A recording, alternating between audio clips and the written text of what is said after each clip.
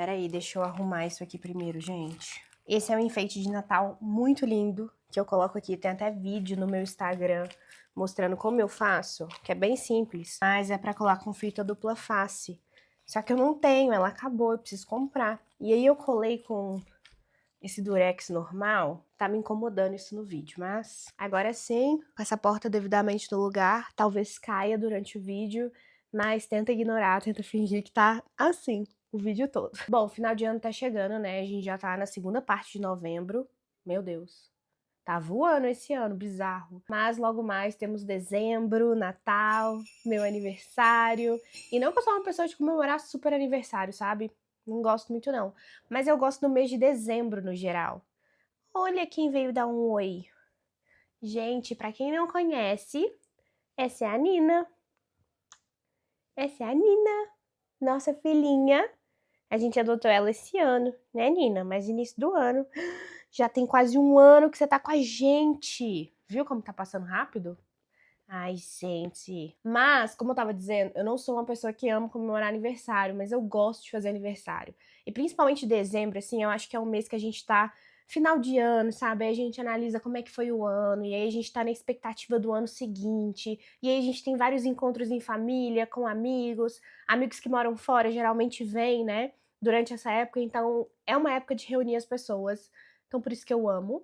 Mas eu sei que também chega final de ano e esse fato de estar em família e o fato de ter vários eventos, de ter ceia de Natal, de ter várias festas e muita comida disponível, acaba gerando um pouco de gatilho pra quem tá numa má relação com a comida. Eu sei disso porque eu já vivi lá também, né? E hoje eu ajudo as pessoas a melhorarem toda essa relação, assim como eu melhorei a minha. Daí o que que acontece? Geralmente, final de ano, a gente tem todas essas confraternizações. Além de ter muita comida disponível, que é algo que deixa a gente um pouco assim, ansiosa, nervosa, porque pode ser que as suas últimas experiências com o final de ano não tenham sido tão agradáveis. Você pode se lembrar de descontrole, né, um comer impulsivo, e depois aquela culpa gigantesca de pra que eu comi tudo isso, e de ficar muito inchada, e de falar, ah, ano que vem eu recomeço, então a gente emenda ali o final de ano todo, comendo sem pensar, aproveitando ao máximo, entrando na famosa chutada de balde pra no ano que vem recuperar, né? Porque é sempre assim, a gente começa o ano com todas aquelas metas, mas geralmente são muito radicais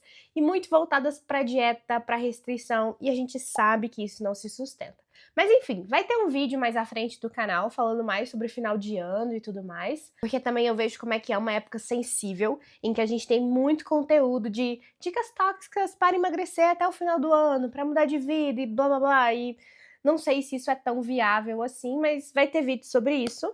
Mas o nosso vídeo de hoje é para falar mais sobre comentários, porque tem muita gente inconveniente nesse mundo. Muitas dessas nossos queridos familiares, né? E por a gente encontrar com eles mais no final de ano, eu sei que tem muita gente que vai ter que lidar com situações um quanto tanto inconvenientes e que podem sim prejudicar bastante a relação que você vai ter com a comida e com você mesmo durante o período ali da comemoração, o período de eventos que a gente tem aí a seguir. E o primeiro ponto que a gente tem que entender é que a gente vive numa sociedade que volta muito para a dieta, né? É uma cultura da dieta.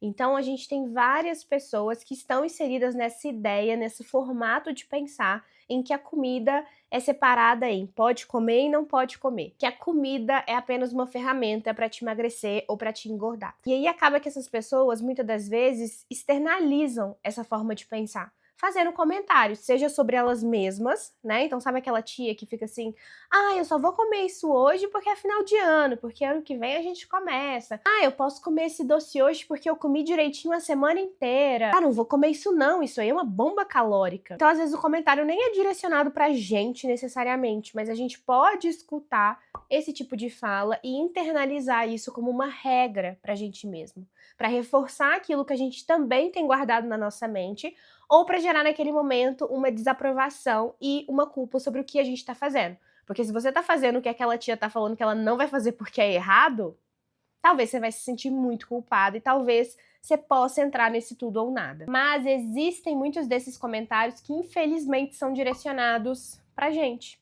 Então talvez você tenha uma pessoa mais próxima, né, um familiar, um conhecido que costuma opinar sobre o que você tá comendo, ou que costuma opinar sobre o seu próprio corpo. Ah, você vai comer isso? Você vai repetir esse prato? Cuidado, hein? Você vai engordar. Você emagreceu, o que você tá fazendo? Você ganhou um pouco de peso, né? Você quer algumas dicas? Vamos entrar numa dieta? Vamos fazer junta? É claro que os comentários que são direcionados pra gente mesmo são ainda mais desafiadores da gente lidar, da gente filtrar. Mas mesmo que não seja um comentário que foi direcionado pra gente, também pode ter muito desse peso. Por isso que seja um ou outro, se for um comentário, uma fala sobre corpo, sobre comida, que te soa muito como uma regra, como uma ideia de dieta, é preciso que a gente aprenda a filtrar esse tipo de comentário, esse tipo de fala. Porque uma das coisas que a gente aprende muito no Comer Intuitivo, nessa jornada de melhorar a relação com a comida, é a gente observar mais a nossa própria cabeça. É a gente ficar mais atento quanto aos pensamentos que vão aparecendo. Porque muitos desses pensamentos são automáticos, a gente não fica ali refletindo para chegar nessa conclusão, eles só aparecem e são pensamentos que a gente vem internalizando há muito tempo. E aí, obviamente, numa cultura de dieta, a gente vai internalizar pensamentos de dieta. Então a gente começa a observar muito a nossa cabeça para poder afastar esses pensamentos. Então, por exemplo, se você tá ali na ceia de Natal, comendo aquele pavê maravilhoso que você espera o ano todo para comer, e aí você percebe, à medida que você tá comendo ali, você começa a se sentir meio frustrada, meio culpada, e aí você começa a observar a sua cabeça e você percebe pensamentos de: nossa, mas isso é calórico, hein? Toma cuidado, você tá comendo tudo errado, você vai engordar. Ano que vem a gente tem que pegar firme, a gente tem que emagrecer. Então, se eu não me coloco presente o suficiente para perceber esses pensamentos e afastar e me dizer: olha, tá tudo bem, não preciso me sentir culpada, eu posso comer esse pavê aqui em paz, sentindo o sabor, entendendo quando eu tô satisfeita, eu não preciso aproveitar tudo agora porque ano que vem eu tenho que cortar tudo na minha vida. Não, tá tudo bem. Se eu não faço esse movimento, é bem capaz que ali eu me encha de culpa e eu talvez caia nesse lado de: ah, já tô fazendo tudo errado mesmo, né? Vou comer mesmo e aí ano que vem eu recomeço. E aí talvez em vez de comer um pouco de pavê e se sentir bem, feliz, você vai comer muito pavê e vai se sentir muito mal, tanto fisicamente por ter excedido muito a sua saciedade, mas quanto mentalmente, porque a culpa vai vir ainda assim. Só que tá vendo? Isso tudo são os nossos próprios pensamentos, que nos acompanham o tempo todo. É a fonte de mentalidade de dieta mais forte que a gente tem. Mas quando vem aquela tia, olha pra você comendo pavê e diz: cuidado, hein? Isso aí vai te engordar. Acaba tendo esse mesmo peso que seus próprios pensamentos têm. Mas, da mesma forma que a gente aprende a lidar com os nossos próprios pensamentos, que são os mais difíceis, inclusive, porque estão com a gente o tempo todo, a gente também aprende a lidar com esse comentário vindo de fora, dessa fala de dieta vindo de fora. Porque a gente encontra nas outras pessoas, infelizmente, uma outra fonte de dieta, de mentalidade de dieta, e a gente encontra também nas redes sociais, né? E aí o jeito de lidar é da mesma forma que a gente lida com a nossa mente de dieta. Parando, respirando e questionando um pouco mais isso. Tá, isso que a minha tia me falou, por mais que me deixou desconfortável aqui no momento, é verdade? Eu preciso ter medo do que eu tô comendo? Eu preciso me sentir culpada pelo que eu tô comendo? Será que realmente esse pavê aqui vai me engordar? Então tá vendo que é o mesmo movimento da gente pegar o nosso próprio pensamento, entender que ele não faz sentido e afastar? Não preciso me sentir assim, tá tudo bem, deixa ela falar, mas eu posso comer esse pavê em paz. É preciso que eu faça esse movimento e que eu filtre. Porque senão tudo que eu escutar do outro ou das redes sociais, se eu internalizar, vai ser sempre esses gatilhos me atacando. E aí é por isso que eu fico nessa relação de tudo ou nada, nessa relação conturbada com a comida e com o meu corpo, né? E aí é claro, é como eu explico para os meus pacientes. Quando a gente faz esse movimento de filtrar, não é como se a gente vá se tornar indiferente para o que o outro tá falando. Esse não é o objetivo, tá? Sem falar que, assim, acho que a gente nem consegue fazer isso no final das contas. Porque por mais que uma vez que eu vou entendendo que o outro tá falando não faz sentido pra mim, ao longo do tempo vai sim fazendo com que eu fique menos impactada por essa fala, não chega a ser um ponto de eu não ligar totalmente. Porque é uma fala que, querendo ou não, mexe numa ferida que eu tenho. E muitas das vezes é uma fala que está sendo feita num contexto em que você se sente exposta, entende? Então essa tia, no meio de todo mundo, vem e comenta isso. Então, por mais que você, no final das contas, entenda que não faz sentido o que ela tá falando, aquilo ali vai mexer com você. Porque aquilo ali é inconveniente. É desconfortável. Então, o propósito não é a gente ficar indiferente. Então, não se sinta mal de: ai, por que eu tô ligando pra isso? Você vai ligar.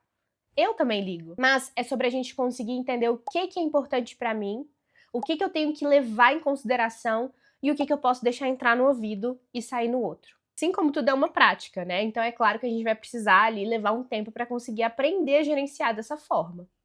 Então, um outro ponto importante, que assim, é complementar isso que eu tô trazendo, porque o mais importante é a gente aprender a filtrar, ok? É o que você faz com aquele comentário. Mas existe um outro ponto que você pode fazer também para te ajudar em toda essa relação. É a gente estabelecer os nossos limites.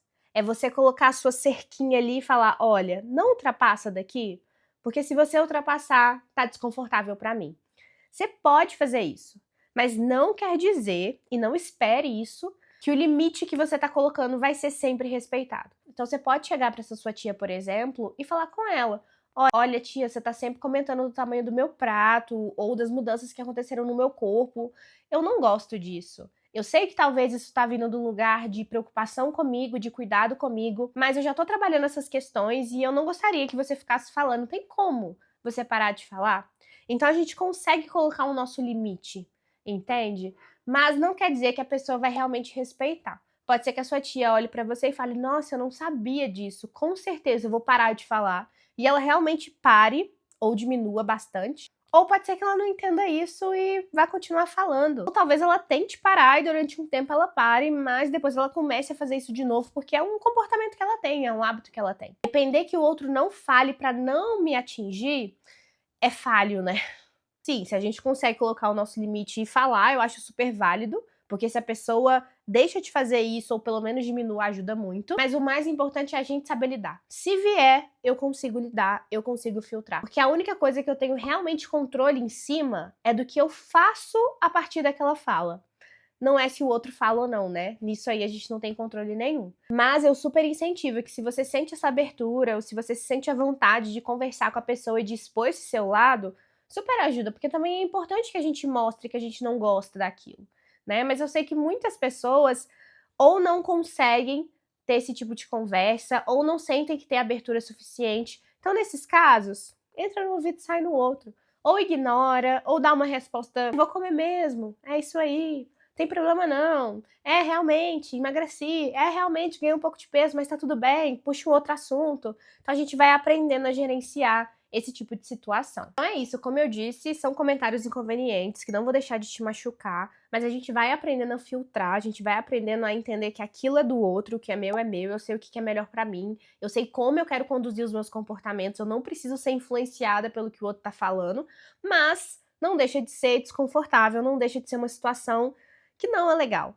Por isso que é muito importante também que a gente sempre esteja atento para que a gente não seja o porta-voz desses comentários. Porque a gente nunca sabe da relação que a pessoa tem com a comida, com o próprio corpo, e não é da nossa conta, né? Sem falar que muitas das vezes esses comentários que a pessoa faz diz mais respeito a ela, então pode ser muito uma dor que ela tem, de não conseguir, por exemplo, ter controle em frente aos doces, ou de não conseguir emagrecer, e aí ela acaba projetando isso num comentário para uma outra pessoa, para você no caso.